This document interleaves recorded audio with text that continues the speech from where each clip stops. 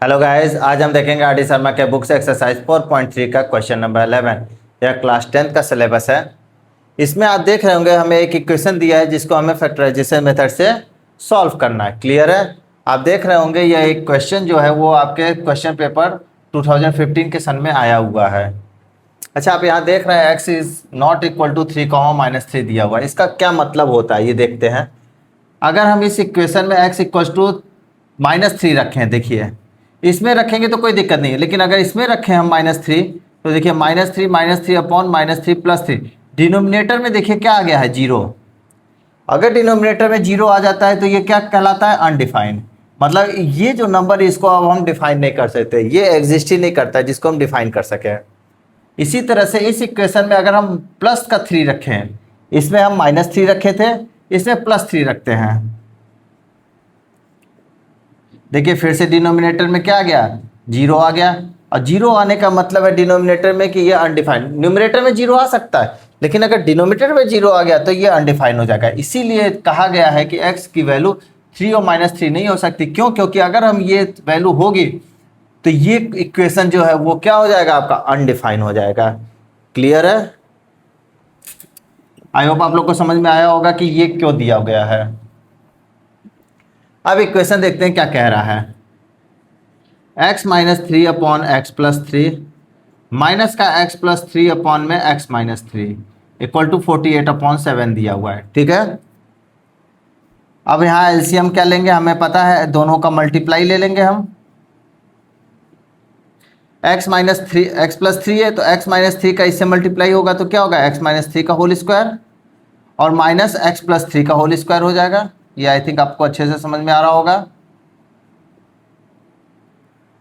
अब इस ब्रैकेट को a - b का होल स्क्वायर का क्या फार्मूला होता है आपका, a स्क्वायर प्लस का b स्क्वायर माइनस का 2ab होता है।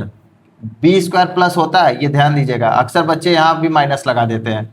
और a + b का होल स्क्वायर तो होता है, इसमें तो सब प्लस होगा, इसमें तो कोई समस्या ही नहीं होती, माइनस वाले में समस्या होती है। तो a - b का होल स्क्वायर खोलेंगे तो a स्क्वायर प्लस का b स्क्वायर करेंगे तो 9 माइनस का 2ab मतलब 6x। यहाँ भी खोलेंगे तो ये तो सब प्लस में रहेगा, a square plus b square plus 2ab upon में इसको पे a + b a - b है। तो आपको पता है formula a + b a - b का क्या होता है, a + b a - b a square minus b square.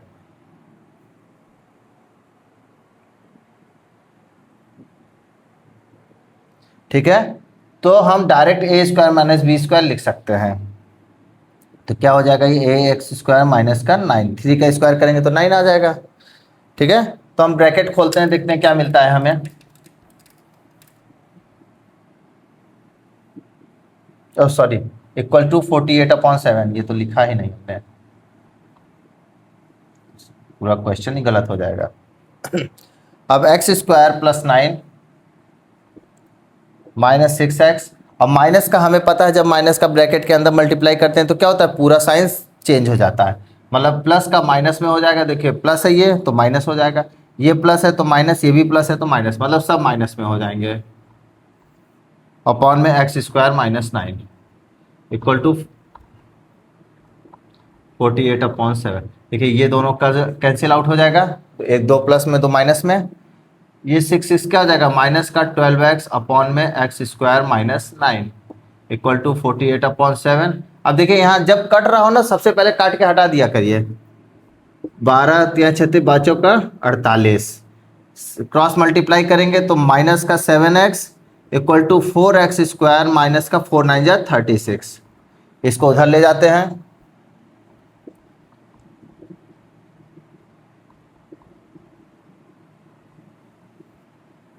हमारे पास इक्वेशन क्या आया, 4x square plus 7x minus 36।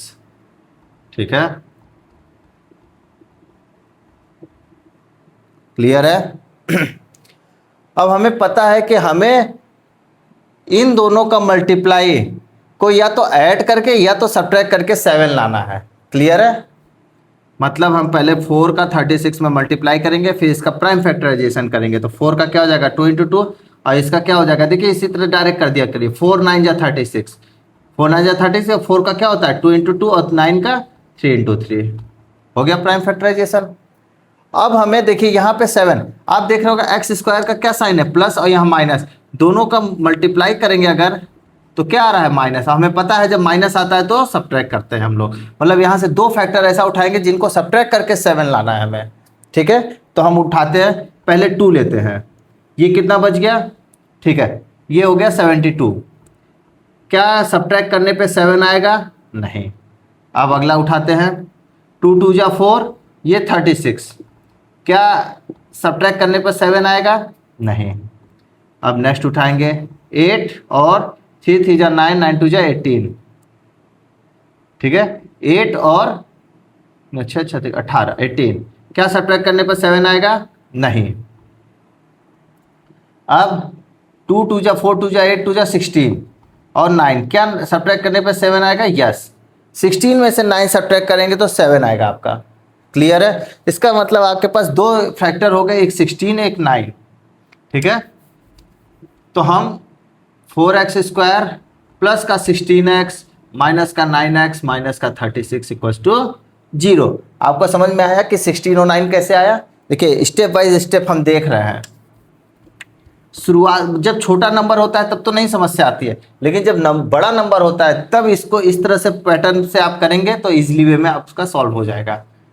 यहाँ से 4x है, 4x कॉमन लिया हमने, x प्लस का 4 माइनस का 9 कॉमन लिया, x प्लस का 4 इक्वल्स टू 0। तो यहाँ से आया x प्लस 4 और 4x माइनस का 9 इक्वल्स टू 0। अब देख रहा होगा आपको कि 2 नंबरों का मल्टीपल 0 है, और जब 2 नंबरों का मल्टीपल 0 होता है तो दोनों नंबर या तो 0 होंगे तभी 0 आएगा, या तो कोई एक नंबर 0 होना चाहिए तभी 0 आएगा। क्लियर है, इसीलिए हम इन दोनों का मल्टीपल क्या करते हैं, 0 रखते हैं। तो x प्लस का 4 इक्वल्स टू 0 रखेंगे तो x इक्वल्स टू -4। अब आपको समझ में आया क्यों हम x प्लस 4 इक्वल टू 0 रखते हैं, क्यों, क्योंकि दोनों का मल्टीपल क्या है, 0 है। तो कंफर्म है कि दोनों में से या तो एक या तो दोनों 0 होंगे ही होंगे, नहीं तो दोनों का मल्टीपल 0 नहीं आएगा। सॉरी, x की वैल्यू यहाँ से क्या आया, 9/4। क्लियर है, तो हमारा रिजल्ट क्या रहा, x की वैल्यू -4, 9/4। क्लियर है, आई होप आप लोग को बहुत अच्छे से समझ में आया होगा। Thank you guys.